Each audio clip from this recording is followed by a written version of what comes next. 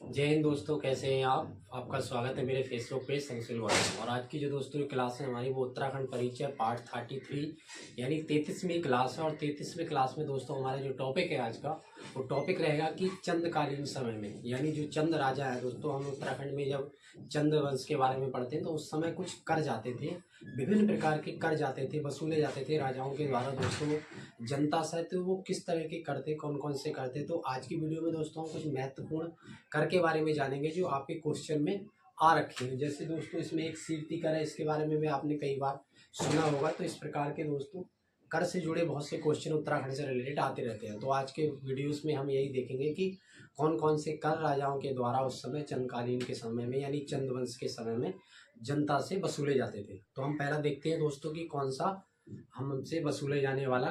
तो एक बार आप स्माइल करें, फिर हम चलते हैं कि कौन कौन से कर जनता से वसूले जाते थे।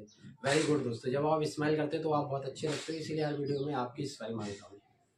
तो पहला कर है दोस्तों कि नगद के बदले दिए जाने वाला अनाज होता था। क्या होता था दोस्तों? नगद के बदले दिए जाने वाला अनाज कूद कर कहलाता है। ये आपको अच्छे से याद रखना है। नगद के बदले क्या प्राप्त किया जा रहा है? अनाज। उसी को दोस्तों हम कूद कहते हैं। ये आपको याद रखना है। पहला क्वेश्चन हमारा ये है। सेकंड क्वेश्चन में हमें ये बताया जा रहा है दोस्तों कट्टक कर के बारे में। कट्टक कर क्या है इसको अच्छे से आप समझ लीजिए कि कट्टक कर हमारा दोस्तों जो राजा सेना रखते थे दोस्तों, युद्ध के लिए जो सेनाएं होती थी तो उनके लिए कर जाता था आम जनता से। तो उसी को हम कहते हैं कट्टक कर। यानी सेना के लिए लिए जाने वाला जो आम जनता से कर है उसी को दोस्तों जिसे हम टैक्स कहते हैं, तो उसी को हम यहाँ पर कट्टक कहते हैं। तो कट्टक जब भी शब्द आपके सामने आएगा तो आप समझ जाना कि ये सेना से जुड़ा है और सेना को दिए जाने वाला कर था। कौन से समय में था? चंदकालीन समय में, यानी चंद वंश के समय में, चंद राजाओं के समय में उत्तराखंड में हम ये सीख रहे हैं। तो वही तीसरा हमारा दोस्तों जो इम्पोर्टेंट कर के बारे में बताया जा रहा है वो है कीर्ति कर। कीर्ति कर आपने विभिन्न एग्जाम में सुना होगा, ये यूपी पीएससी एक एग्जाम में भी दोस्तों आ रखा है। कीर्ति कर क्या है इसको भी समझिए कि नगद कर भोटिया व्यापारी, जो भोटिया व्यापारी दोस्तों उत्तराखंड में के बारे में बताया जा रहा है। तो उनसे क्या किया जाता था? कर लिया जाता था, वसूला जाता था। भोटिया व्यापारी जो लोग थे दोस्तों, भोटिया व्यापारी जो लोग थे उस समय दोस्तों, उनसे क्या किया जाता था? कर लिया जाता था, वसूला जाता था कर भोटिया व्यापारियों से। उसी को हम कीर्ति कर कहते हैं। कीर्ति कर का मतलब भोटिया व्यापारियों से लिए जाने वाला या वसूले जाने वाला कर है। ये आपको याद रखना है। चौथा कर यहाँ पे हमें पता चल रहा है दोस्तों जगरिया कर। जगरिया कर क्या है दोस्तों? जगरिया कर ये कर खास ब्राह्मणों से लिए जाने वाला कर है। कौन सा कर है दोस्तों? ब्राह्मणों से लिए जाने वाला कर है। जागर लगाने वाले जो ब्राह्मण होते थे दोस्तों उनसे वसूले जाने वाला या लिए जाने वाला कर है ब्राह्मणों से। तो आपको जब जगरिया कर का नाम सामने आएगा तो ये आपको ब्राह्मणों से संबंध रखता है। और जो ब्राह्मण जागर लगाते थे उनसे लिए जाने वाला कर था। कौन से समय में? चंदकालीन समय में, चंद वंश के समय में। याद रखना है आपको। पांचवा कर दोस्तों हमको ये पता चल रहा है ये है आपका कुकरयालो कर। अब कुकरयालो कर किसके लिए है दोस्तों? ये समझ लीजिए आपकी राजाओं के कुत्तों के लिए दिए जाने वाला कर है। अब ये देखिए दोस्तों कितना खतरनाक कर हो गया ये तो कि कुकरयालो कर। ये राजा तो राजाओं के यहाँ कुत्ते पल रहे हैं और जो कर दे रही है वो आम जनता दे रही है। शुक्र है दोस्तों आज के समय में संविधान है। अगर वही राजशाही प्रथा चलती होती तो आम जनता तो कर देते ही मर जाती थी, वो अपना कैसे डेवलपमेंट करवाती जनता। तो शुक्र है कि आपने भारत में इतना सुंदर संविधान बना दिया है, नहीं तो क्या होता आप जरा अनुमान लगाइए किस तरीके के कर दिए जाते थे।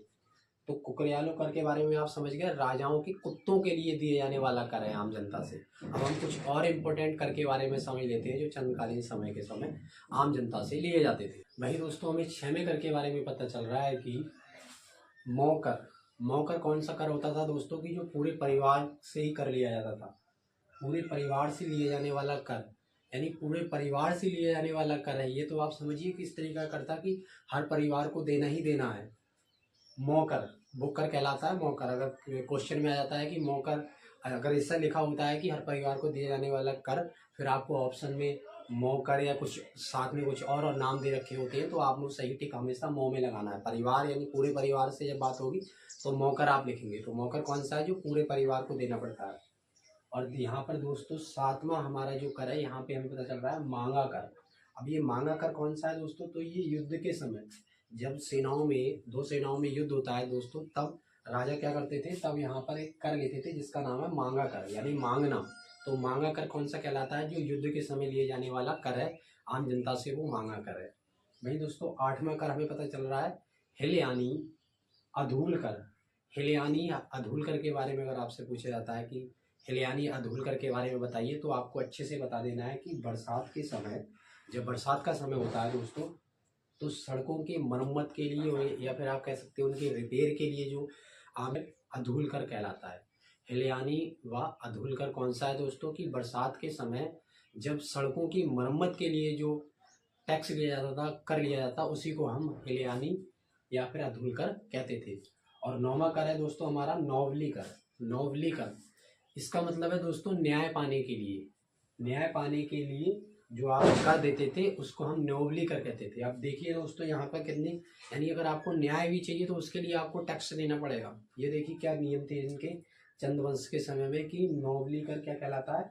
न्याय पाने के लिए जो आप कर देते थे उसी को हम नौवली कर कहते थे। और लास्ट दोस्तों जो हमारा 10वां कर है, आज की वीडियो में दोस्तों हमने 10 करों के बारे में यानी 10 टैक्स के बारे में जाना है, अलग अलग कि किस तरीके से लिया जाता था आम जनता से चंदकालीन समय में, यानी चंद राजाओं के समय में। तो लास्ट में दोस्तों है हमारा राखीय कर। राखीय कर नाम से ही आपको पता चल रहा है कि रक्षाबंधन से जुड़ा है ये दोस्तों। रक्षाबंधन व जन्म संस्कार में लिए जाने वाला जो कर होता था, तो उसी को हम दोस्तों राखीय कर कहते थे। रक्षाबंधन और जो जन्म संस्कार होते थे तो उसमें जो कर जाता था उसी को हम दोस्तों क्या कहते थे? राखीय कर कहते थे। तो दोस्तों आज की क्लास में आपको, मुझे उम्मीद है कि बहुत अच्छी क्लास लगी होगी और आपने चंद जो शासन है, चंद कालीन शासन है, उस समय जो विभिन्न प्रकार के टैक्स या कर जाते थे अलग अलग रूप में, उसमें से दोस्तों हमने 10 महत्वपूर्ण कर के बारे में आज की क्लास में जान लिया है, समझ लिया है कि कौन से कर किस माध्यम से दिए जाते थे दोस्तों। तो उम्मीद करता हूँ वो आज की होगी और साथ ही रिक्वेस्ट भी करता हूँ कि वीडियो को, इस क्लास को अपने दोस्तों के साथ जरूर शेयर कर देना, ताकि दोस्तों उन्हें चंदकालीन समय में यानी चंद जो राजा थे उत्तराखंड में किस किस प्रकार के कर उन्हें टैक्स देने पड़ते थे। ठीक है दोस्तों, तो आपसे रिक्वेस्ट करूंगा कि वीडियो को शेयर करके लाइक कर दीजिए अगर आपको अच्छी लगती है वीडियो और आपको अच्छे से समझ में आ रहा है और आपको मदद मिल रही है, तो आप वीडियो में कमेंट करके जरूर बताइए।